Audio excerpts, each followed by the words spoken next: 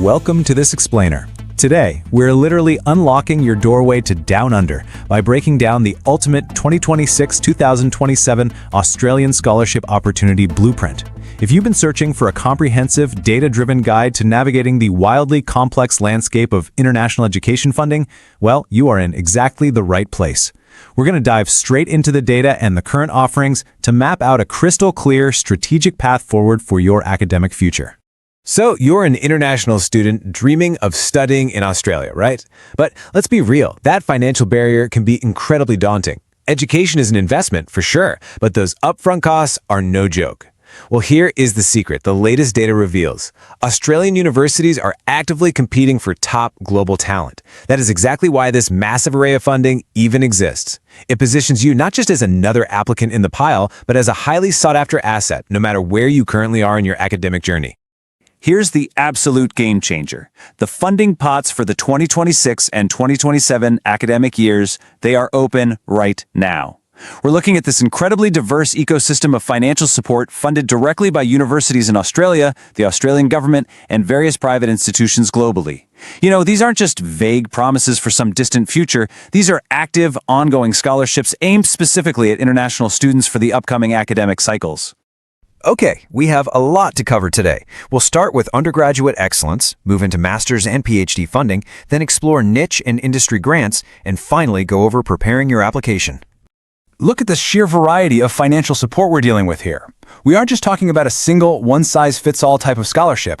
We're looking at the whole shebang. Everything from partial tuition discounts to fully funded fellowships, PhD stipends, and specialized undergraduate grants.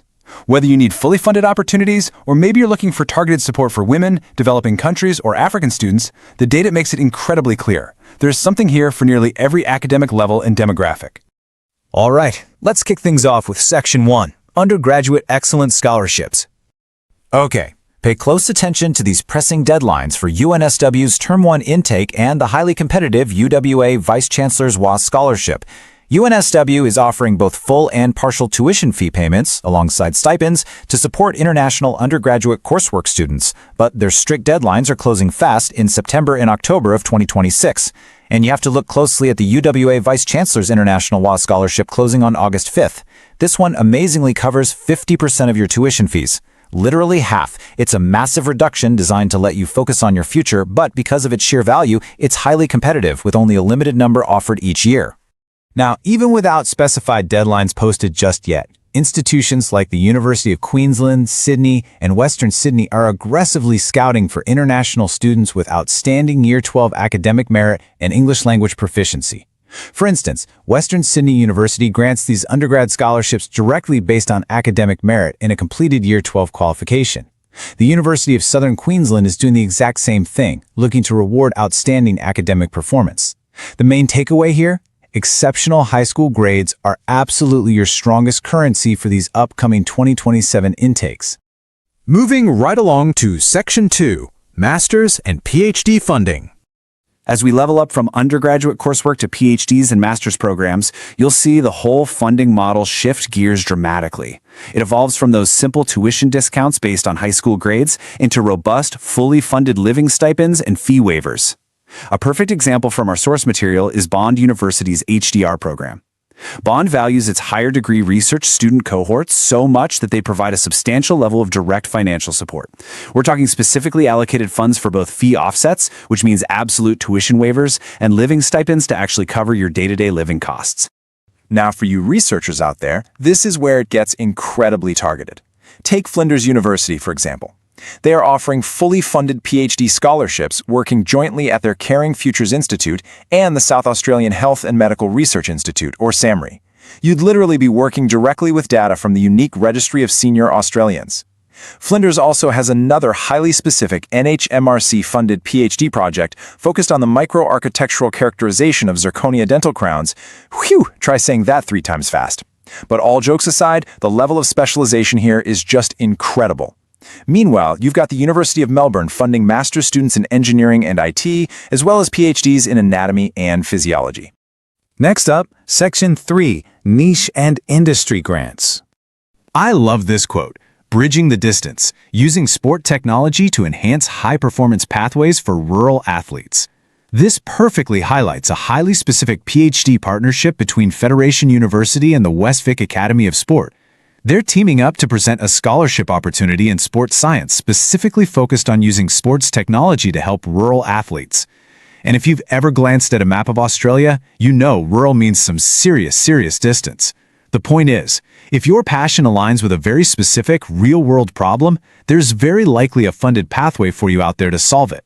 Similarly, if you're into engineering or earth sciences, Federation University is also hosting an industry-funded PhD project to investigate the oxidation behavior of broken ore within sublevel open stopes at CSA Mine. By the way, that happens to be one of Australia's largest underground copper mines. Opportunities like this offer a truly unique chance to trade the classroom for a hard hat. You're literally getting your hands dirty and contributing to significant on-the-ground industrial challenges, all while getting your degree funded. But wait, the funding isn't just limited to traditional academic degrees. There are even corporate training graduate roles up for grabs. For example, BMW Group Australia is actively recruiting a sales operations graduate for 2026. This role provides direct, hands-on exposure to vital corporate functions like sales performance reporting, dealer network support, vehicle logistics processes, and operational administration. It just goes to show that your pursuit of international education in Australia can seamlessly blend right into high-level industry training. Let's bring it all together with Section 4, Preparing Your Application. The best part? You absolutely do not have to do this alone. The source material outlines that you have access to a wealth of targeted preparation resources. We're talking about direct assistance with your statement of purpose and CV writing, access to specific essay templates, application video guides, and even specialized scholarship masterclasses. Utilizing these precise insider resources is exactly what separates a pretty good applicant from a fully funded scholar. So, to secure your spot in Australia, your actionable steps are clear and structured. Step 1, identify the specific grant for your academic level and lock down those deadlines, whether it's that August cutoff for UWA or an October deadline for a sports science PhD. Step 2, rigorously prepare your academic achievements, your CV, and your statement of purpose using those available templates we just talked about. And finally, Step 3, submit your application before those strict 2026 deadlines close for good.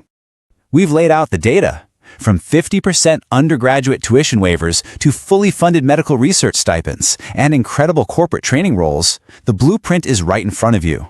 With the doors to Australia wide open and the funding just waiting for the 2026 and 2027 cycles, the only question left is which of these incredible opportunities you're going to seize first. So, what is your next big academic move?